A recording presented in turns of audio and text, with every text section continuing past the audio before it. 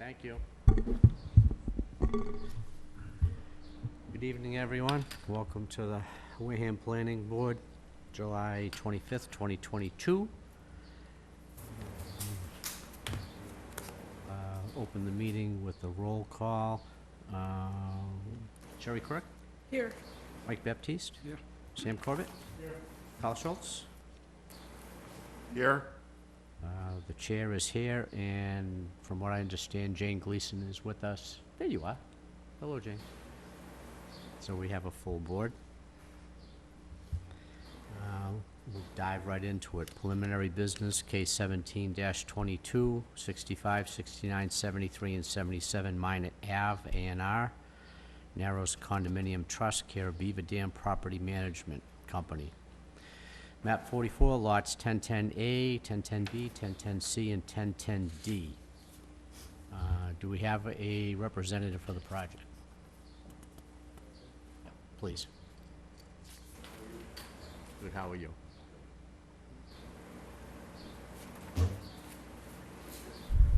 Got three duplex lots, made out of the 4 lots, just, they all meet zoning, frontage, and we did equal lots on the whole amount of space. Mm-hmm. It was 4 lots previously. Okay. We Great. did everything. I think, if I remember right, Charlie, I think the only thing that held us up the last time was there was some comments missing from the plans. The Just notations a were zoning missing. statement, I think. Right. Revised all that, I believe. Yeah, I did see it in here. I had some concerns about artifacts in the study, but that wouldn't affect what's going on here. That's gonna be down the road. No, not in terms of it being an approval not required plan that Right. doesn't require subdivision approval. Right, they would, if that was gonna be an issue, they'd encounter that when they went to do, When you go for a building permit, the question might be asked, but Right. it's not under the approval not required requirements. right, okay. Okay, well, I looked at the revised plans and I see our notes that were missing before are there, so, unless there's other comments from board members as to, it is straightforward, and now that the notes are in place, it just makes it very cut and dry. I would entertain a motion to approve this A&R request for 65, 69, 73, and 77 Minot Ave. So moved. Second. Here we have a motion by Sam Corbett, seconded by Mike Baptiste. Put it to a vote. Mike? Aye. Jane? Aye. Sam? Aye. Carl? Aye. And the chair votes aye, 5-0-0. So you're all set. Thank you for coming in and seeing us. We Take care. appreciate that. Appreciate it.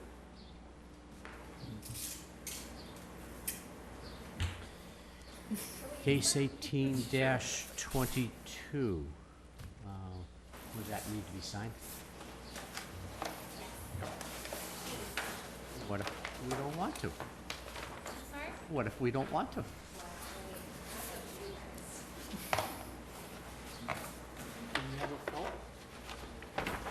I wouldn't use. Use your mark and they won't let you sign it. That's a shame. You're welcome. Case number 18-22, A&R. This one's probably better. Why don't we get through this first so we don't have to The move. next one. Mike's gonna have to use it because I know we don't have one. Oh, yeah, do you mind? This one's a little dry. You're welcome. Sherry said if she can't sign, she's gonna give us a bad thing. Protest.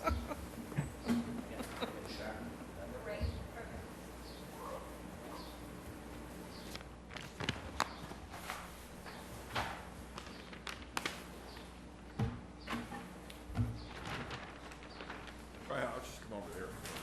I was gonna come over there. If you're gonna hand deliver it. I'll do my, I'll be a good citizen.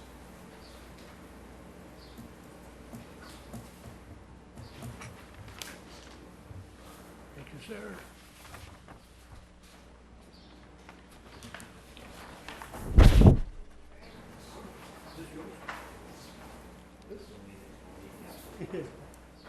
Christmas. Remember me at Christmas time. Get your marker back? Yes, I did. Okay. The bad one. And Next this up, is a case slight- 18-22, A&R, applicant Kenneth and Valerie Fable, map 11, lot A. Bill, I'm assuming you're here to speak to this? Yes, Bill Madden on behalf of the applicant from GAF Engineering.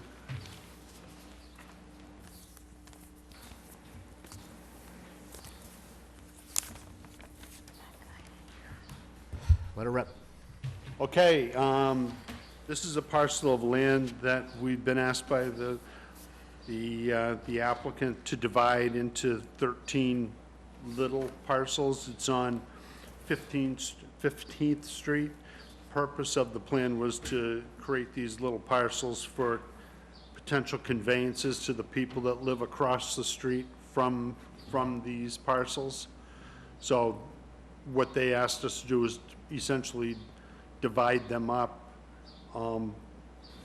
at various areas for that purpose to be conveyed in the future. There's not been any, there's no immediate plans that I know of, but the first step would to create the A&R plan submitted to you folks for approval. Doesn't represent a subdivision. It is the creation of these small parcels. We do label them as lots on the plan, only because this is the working plan for land court, and that's one of the requirements that they have, is that we label them as lots.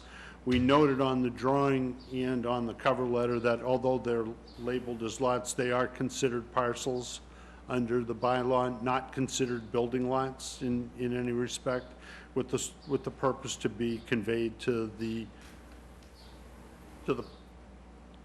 person who lives across the street from each parcel.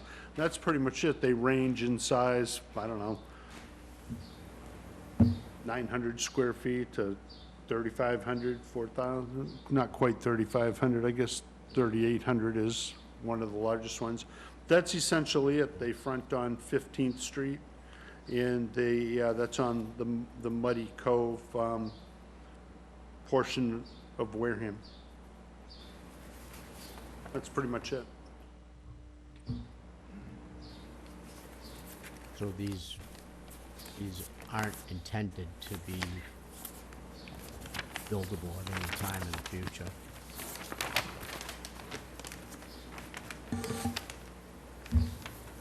The one, Charlie, there's one, well, Bill, there's one there that's 5,400 square feet. Could that in any way, shape, or form be deemed buildable based on this new accessory dwelling legislation that's up in the State House right now? Not that familiar with the accessory dwelling legislation. I understand that it does exist. I would think that we'd have a little problem here because of, I would just say, wetlands for starters, Muddy Cove, the 30-foot no-activity building line in the town of Wareham. They've been very strict about that in the past, so I don't think that would qualify. Yeah. And I do notice it's only 60 feet deep, so I guess it would take an act of God to get it shoehorned in there. yeah, no, it would be pretty difficult, and each one of the lots would require 150 feet of frontage. No one has, well, there is that one that does have over 150 feet, that lot. Well, I've read the quick summary of the legislation that's up in the State House now, and it waives all that. You don't even need access. It's pretty liberal what is going on up there, but it does require 5,000 square feet, and you've only got one lot out of this bunch that fits that. You look like you need to say something, Carl. All right, so my question is going to be around frontage. Because every other time we had to approve an A&R, every lot had to have the appropriate frontage for the zoning district. And none of the lots have 150 feet, or maybe one, but, so I don't understand why this would be a different case. Right. would it be, I mean, I understand, I know everything that what you're planning to do, so my question is, why doesn't the frontage requirement Right. apply? well, I agree, it's a legitimate question. Charlie, would you want to weigh in on that? Yeah, that frontage requirement is based on the lot being a buildable lot. So But when in you- in other cases, we've had non-buildable lots that we've required the frontage. And in fact, the note on the plan says this isn't, we're making no determination of whether it's a buildable lot or not. So that's, I'm just trying to work my way through that. Because the A and R Poor It only- criteria? criteria said the only criteria is frontage. That's correct. And the criteria that you link with that is whether or not it's a buildable lot, or whether you could get a building permit for that lot. If it's less than 150 feet, you can't get a building permit, and that's what the regulations say. But you can create a lot that's just substandard for some other purpose, such as conveying it to a neighbor, doing anything else with it that you want to, and it still can be signed as an A&R, provided you make a statement on it that says not to be considered a separate building lot. I mean, that's perfectly legitimate to do. All right, I'm completely confused then by what we've done in the past.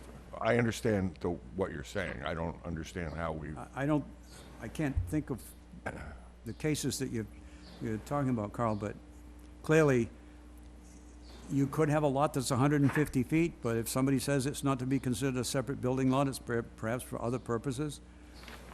I have no idea what that is, but it's certainly within your purview to sign this as an A&R based on the fact that it's stated that they're not separate building lots. And explain to me again, Bill, why you're calling them lots and not parcels? Well, this is the working plan that'll go to land court, and I think land court is the body that requires this plan to label them as lots. So we just reiterated the point on the plan that it's, that, and in the cover letter, that they are considered parcels with respect to this proceeding. However, the land court requires us to show them as, to identify them as lots on the plan that gets submitted to them for their ultimate approval. so if in the future, as the intent seems to be conveyed, what do they become at that point? Well, they become, I believe, they just become a parcel that's attached or that's associated with the lot across the street. So if there were a deed prepared, I would assume that the deed might say parcel A, let's just say, by example, lot 237 gets conveyed to the owners of lot 28 on map 11, and they would just they would define the lot on lot 28 on map 11 as perhaps lot number 1, including parcel number 2 as a separate piece of land to go with it. I don't think they get combined as one lot. I don't think they can be. No, they'll get separate, Tax bills. separate certificates of title, and will be in the applicant's name until such time as he transfers the title to some other person. But the It title, doesn't change the designation as to what it is. but that parcel lot, once it gets its own deed, can be moved around from owner to owner to owner. Sure. With the same conditions attached to it every time it gets conveyed. It's the same stipulation. Doesn't have area, doesn't have, in most cases, the adequate frontage to comply with the setbacks or whatever for a building lot. So it's really not an issue. I gotta agree with Kyle, I'm confused. I mean, every time we've sat down with an A&R, it's always been the same thing. Does it have frontage? Does it have area? Does it have access? And this doesn't have frontage. But I think, if I just interject a thought, I think that the planned purpose is the thing that defines what the drawing is to be used for. And many times, most often, when we come before the planning board and we have a piece of land that doesn't meet the A&R requirements, you've been pretty adamant about it, and we've always noted them as parcels. So you could have a parcel that has adequate frontage, inadequate area, doesn't meet the A&R requirements, it's not a buildable lot.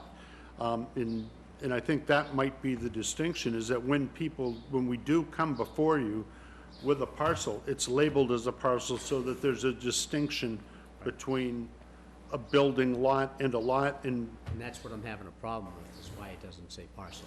I mean, I understand what you're saying, but if the land court wants it to say lot, then why does the word parcel even exist? We've used parcels in the past. Now, this is, what Mr. Madden's talking about is the regulations that is done by the court. The land court is a separate arm of the judicial branch of the Commonwealth, and they have their standards set up, and there's a whole set of rules and regulations that Bill's office has to go by in order to present that plan to the land court for them to consider. So, and So all these things that are on there are part of the regulations that he has to go by. so if I understand, and rather than preparing two sets of plans, one for us that says parcel and one for the land court that says lots, you prepared this one plan. Is that what you said I in the think that's beginning? I'm just trying to paraphrase what you said. I'm not trying to put words in your mouth.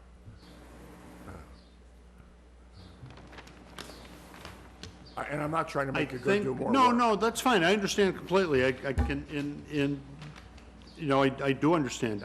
My thinking of it is that, the land court wants a plan that's endorsed by the planning board that's consistent with their rules and regulations. Oh, okay. And that's why it was done, as opposed to, I could do another plan, we could submit and call these parcels, try to submit it to land court, they will not accept it, they'll kick it back to us and say, get another plan calling them lots, and, we might run into resistance getting it endorsed, whatever, but that's, You clarified what you said at the beginning. Thank you. I now understand. Thank you. Michael? Questions, comments, Nothing. concerns, wants, needs, desires? We don't have time for that, but Sam? Strangest one I've seen. yeah, it's a little different. Jane? Any input, Jane?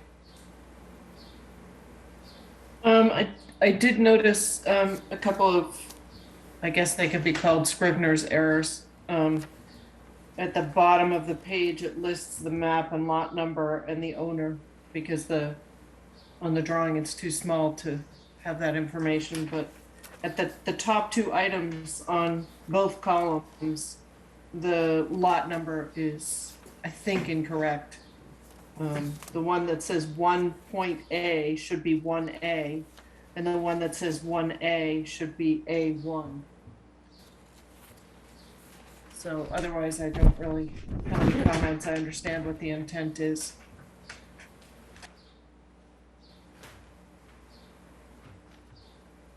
At least those changes of what's in those two columns should be made if it's to match what's listed on the actual lots on the drawing.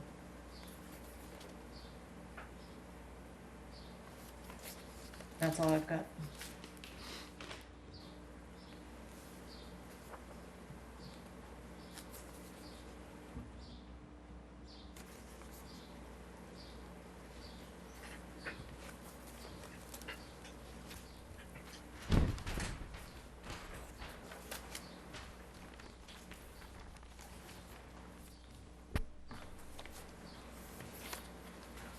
Charlie, are those corrections something that we can make here, or is that something that Bill has to correct and resubmit?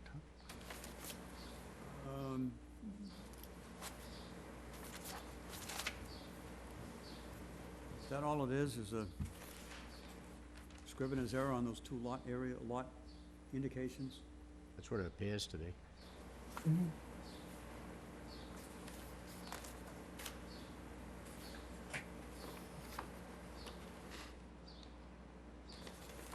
Is that all it would be, Bill? Yeah, I'm trying to, is this the note that says the assessor's map and lot, is that the one? I think it's down the bottom of the page, right, Jane? Yeah. bottom Yeah, right. at the bottom of the I page, got it, there are yep. two columns that list map and lot numbers and the owner's names. And it appears that the top one in each of those two columns is perhaps mislabeled, if I understand it correctly, or if I am making a correct assumption. It looks like the first column, that should be changed from 1.A to 1A. And at the top of the column on the right, it should, instead of being 1A, it should be A1. Just based on looking at the actual lots themselves. It looks like that's what the inconsistency is.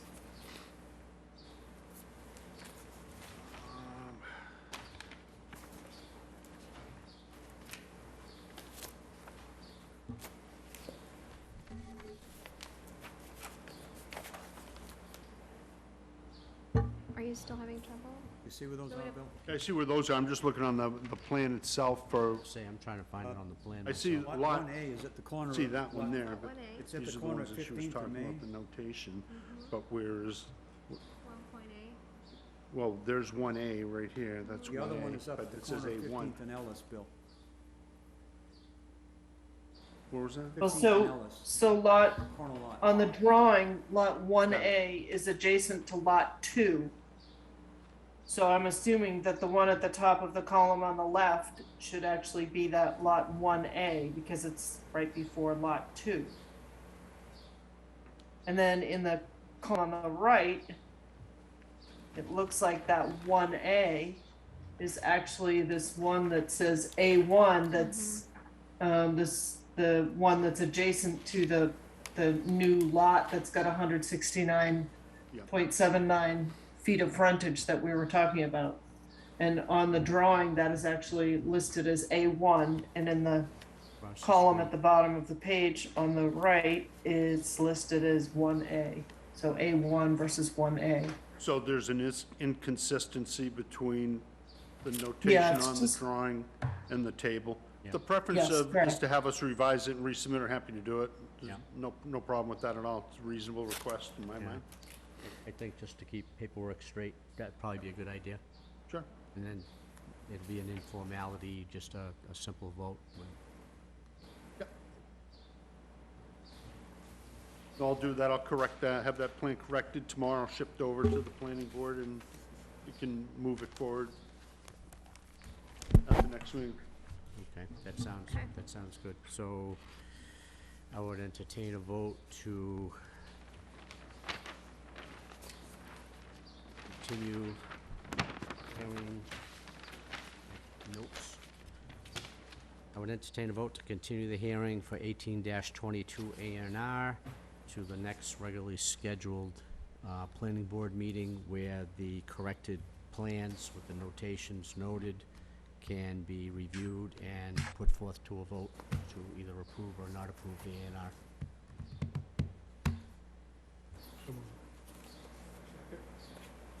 Motion by Sam Corbett, seconded by Mike Baptiste.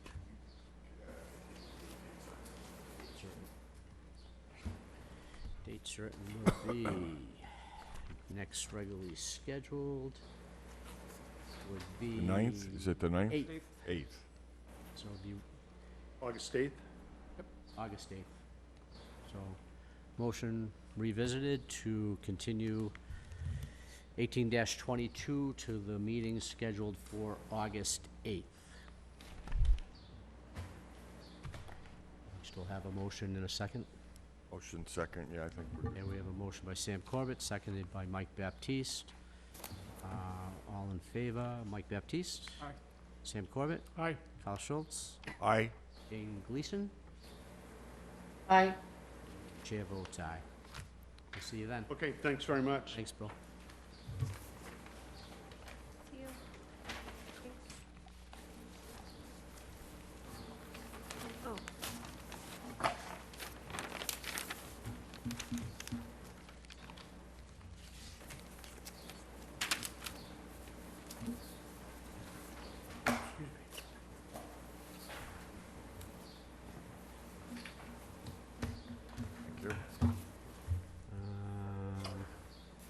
you.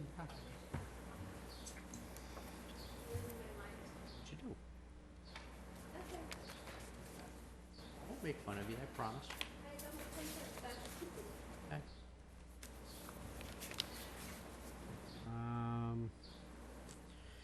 Next up, public hearings, Article 6, density and dimensional regulation, public hearing, sponsored by the planning board. I don't think we've actually opened the public hearing on this, have we? No, we have We not. have So not. we need to read the notice and open the hearing. Do we have the notice? That's a good I have. question.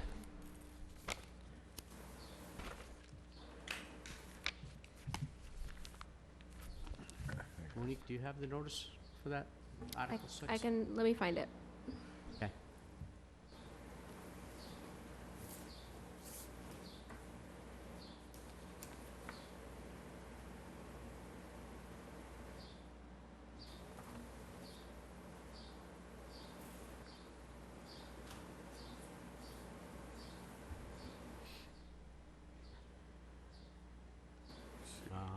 I'm gonna move out of order a little bit while Monique is finding that.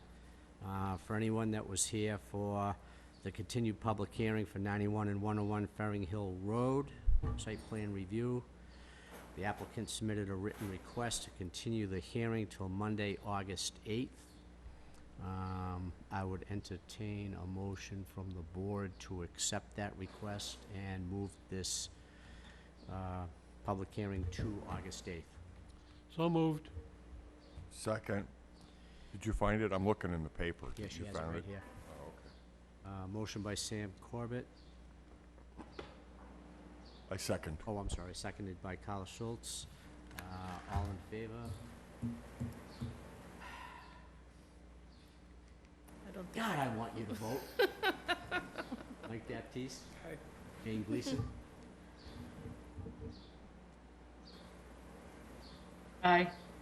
Sam Corbett? Aye. Carl Schultz? Aye. Chair votes aye, 500 to move till the 8th.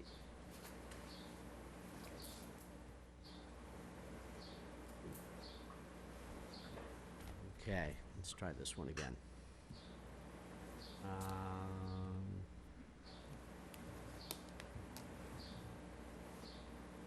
So, Article 6, in public hearings, density and dimensional regulations, sponsored by the planning board.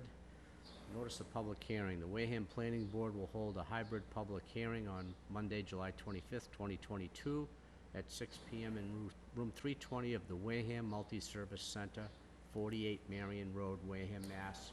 02571, to see if town meeting will vote to approve proposed amendments to Article 6, density and dimensional regulations of the Wareham zoning bylaw, with corrections and revisions to the tables for residential, village, and other districts and other conditions on file with the town clerk. I would entertain a motion to open said hearing. I move that we open the public hearing for the discussion of Article 6, density and planning regulations. Second. Motion by Carl Schultz, seconded by Sam Corbett. All in favor? Mike Baptiste? Jane Gleason? Aye. Sam Corbett? Aye. Carl Schultz? Aye. And the chair votes aye, 500. Do we have any, we have nobody in the room, do we have anybody in the Zoom meeting that wishes to comment on this?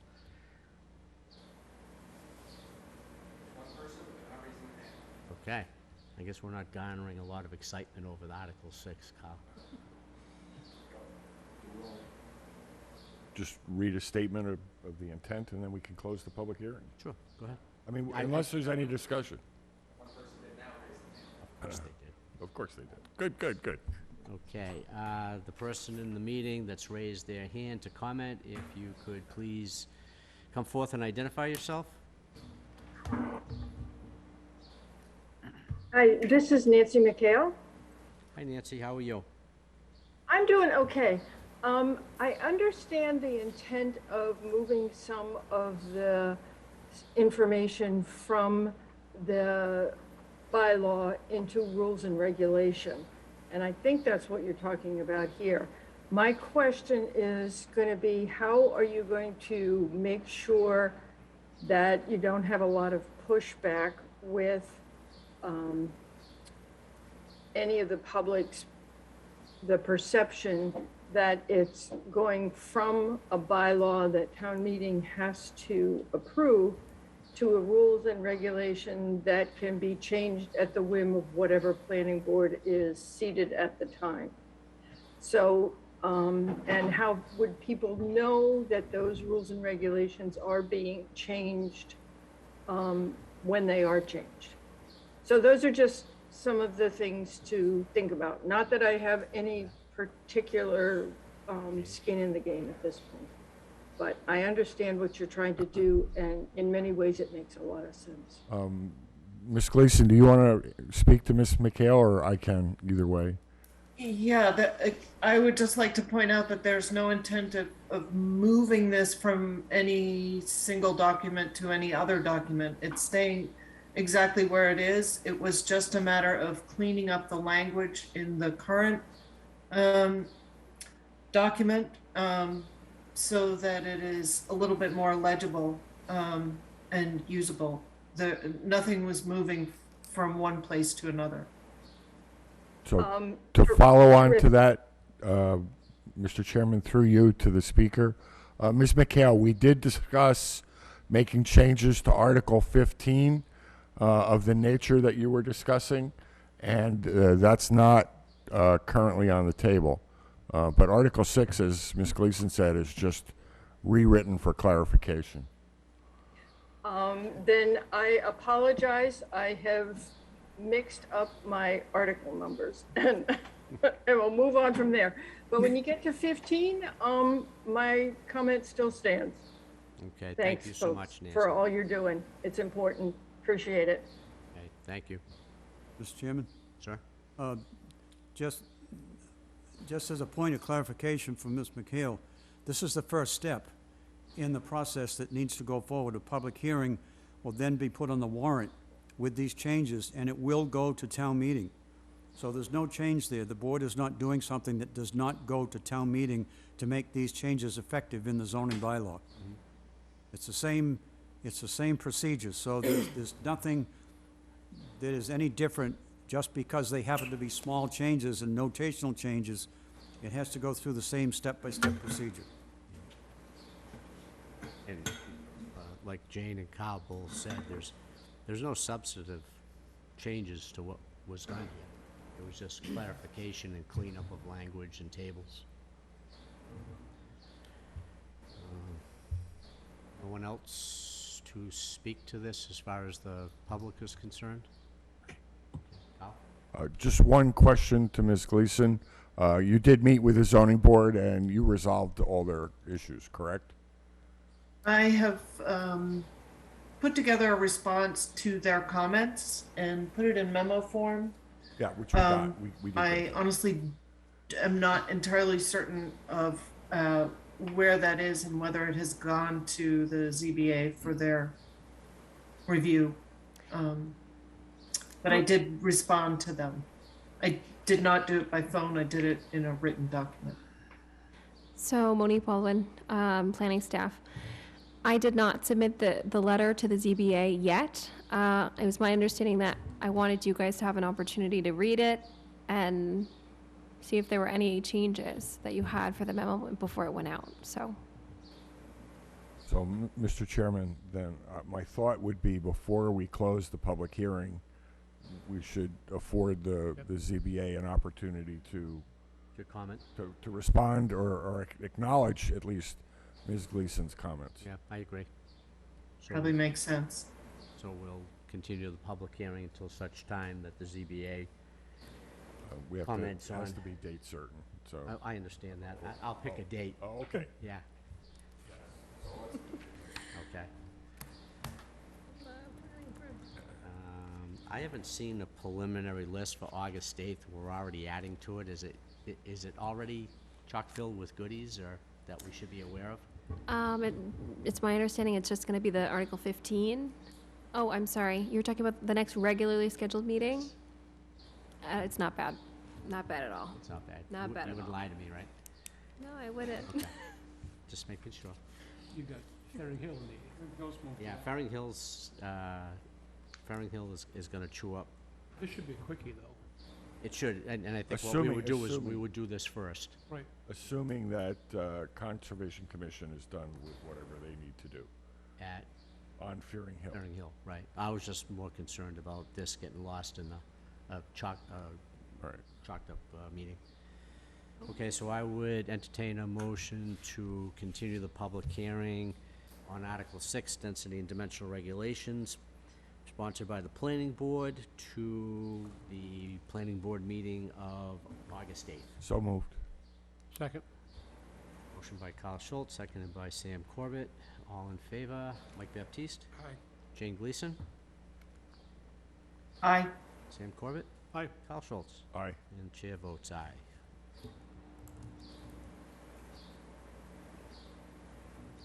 Okay. Mr. Chairman, before we move to the next topic, I'd like to address a comment that Ms. Baldwin said about the workshop. Absolutely. I believe you said that the agenda for next week's workshop was Article 15, and I think at the last meeting, we agreed that Article 15 was going to be tabled, and we were going to take up the water, Ken's water. MS4. Yeah, MS4. Okay, I thought those were gonna be together, but okay, noted. Yeah, I think we were slowing down on Article 15, so I have more work to do on that. Thank you. Okay, next up, continued public hearings, 3-22, 5 Doty Street, site plan review. Applicant Jason St. Martin, map 103, lot 1027, parking lot. Is there someone here to speak to this? This seems to be an ongoing theme with this address. Close the hearing.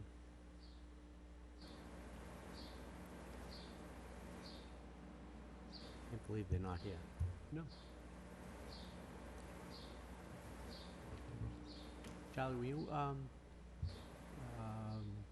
part of the road commission meeting that they attended? Did you attend that? No? I'm just curious why they take the time to meet with the road commission, but they can't make time for us. Ken? I'm chairman of the road commission. So, I understand that they met with the road commission. I was just curious why they can't find time for us. They actually didn't meet with the road commission. I'm sorry? Actually didn't meet with the road commission. They didn't?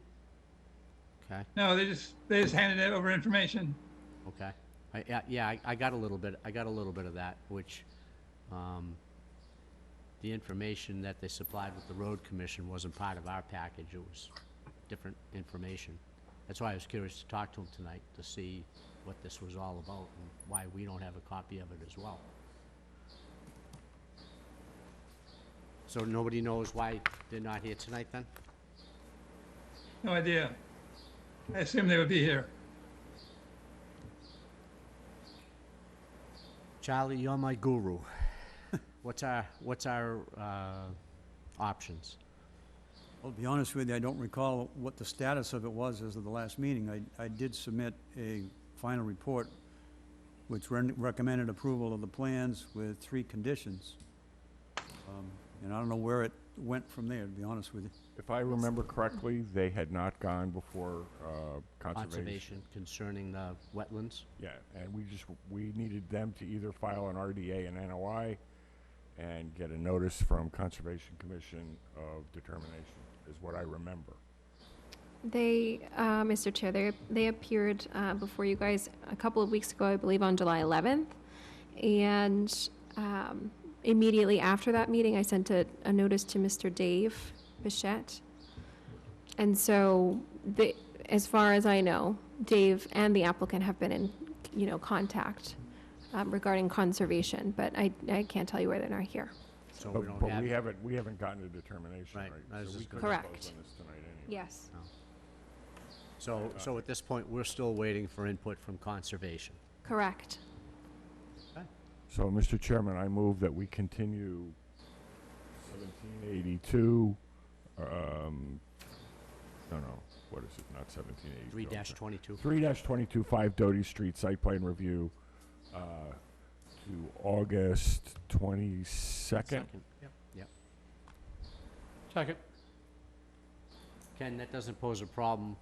Well, no, it wouldn't anyway. It's public thing. Public Right. hearing is still Yeah. open as Can far as I go, know. yeah. So, motion by Carl Schultz, seconded by Sam Corbett to continue to 8:22. Mike Baptiste? Aye. Jane Gleason? Aye. Sam Corbett? Aye. Carl Schultz? Aye. And the chair votes aye.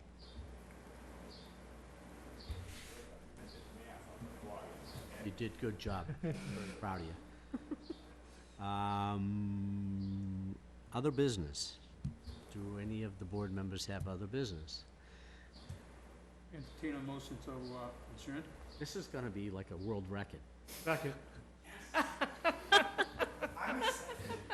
Yeah.